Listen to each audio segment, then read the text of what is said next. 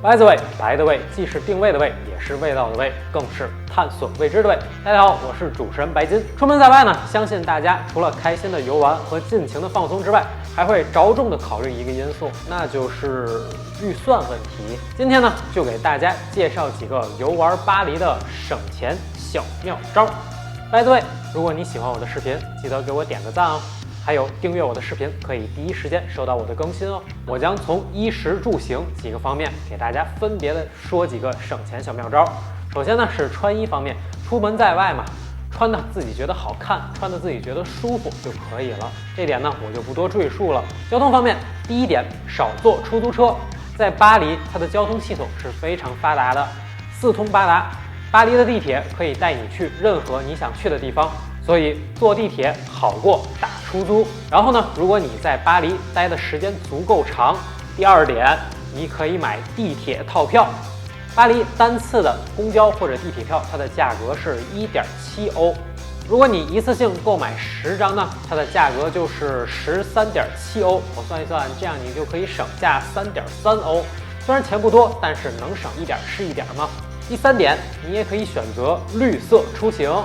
在巴黎全市，大约有1800多个自行车停放处，停放着约2万多辆的共享单车。你可以选择购买1日的通票，或者是买1周的通票，都是非常经济划算的选择。最后一点呢，你也可以选择在巴黎来一个徒步之旅。在巴黎，它的很多景点其实距离都非常的近。像我自己来说，如果是1-2站地铁站的距离，我通常都会选择步行前往，就不去乘坐地铁了。这样呢，又能省下一笔不少的经费。说完了交通方面，咱们再来说一下住宿方面。By the way， 如果你喜欢我的视频，记得给我点个赞哦。还有订阅我的视频，可以第一时间收到我的更新哦。住宿方面呢，首先建议大家住青旅。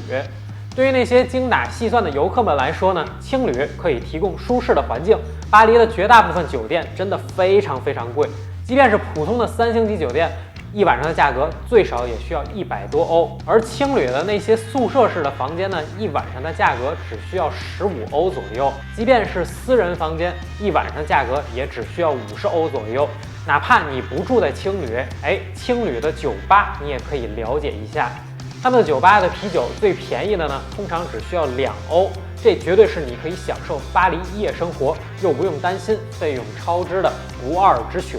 除了选择住青旅，还可以选择住民宿。在巴黎的市区呢，有大大小小各式各样的民宿，你既可以选择呢独享一栋房源，也可以选择和其他的游客分享一个房源，甚至是和房东共同分享他的房源，都是非常经济划算的选择。说完了住宿方面，咱们再来说一下饮食方面。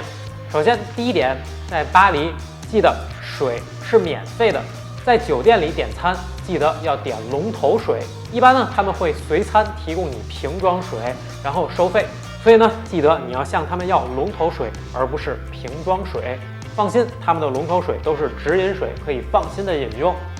第二点，如果你中午出去吃饭的话呢，午餐不妨选择一个午市套餐。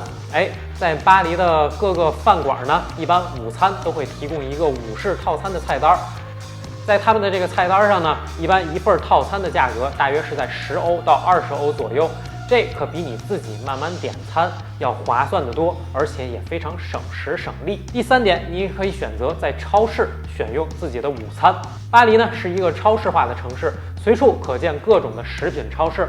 如果你想在食物上省钱，不妨去一趟超市，选上一些芝士啊、啤酒啊、面包啊、肉啊或者什么的，然后去公园来个野炊吧。你会发现当地人也乐于如此，这可是吃平常地道的法国菜最佳的选择。最后一点，出门在外别忘了自己带一个水壶，随时为你的水壶加满水哦。在巴黎的市区会有超过800多个饮用水提供处，你可以随时在这些地方为你的水壶加满能量。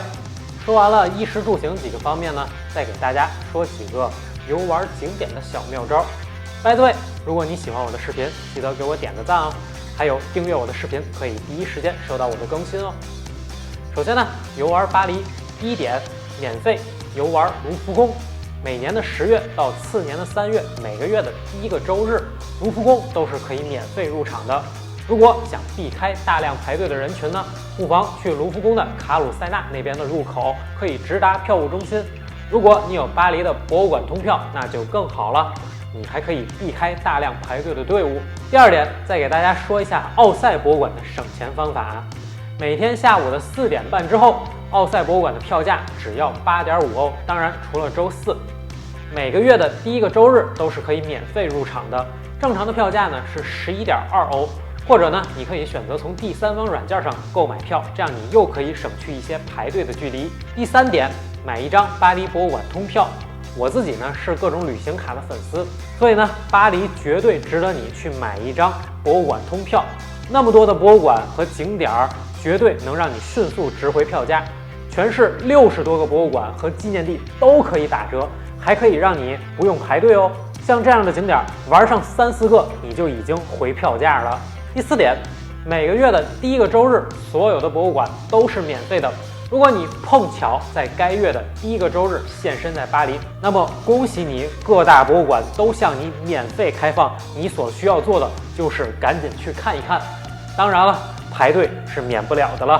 最后一点，去一些免费的景点观光。在巴黎呢，其实也有很多免费的景点，诸如一些现代艺术博物馆啊、巴尔扎克故居啊、雨果故居啊，还有大部分的教堂，以及卢森堡公园、埃菲尔铁塔，当然不含灯塔。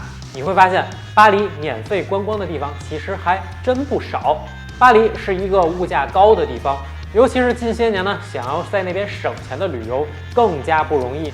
但每个大城市都有省钱的小妙招，只需要做出一点小小的改变，你就可以省下一大笔钱，也可以让你的巴黎之旅更加开心，经济更加难忘。By the way，喜欢我的视频，记得点赞、留言、加订阅哦，咱们下期见。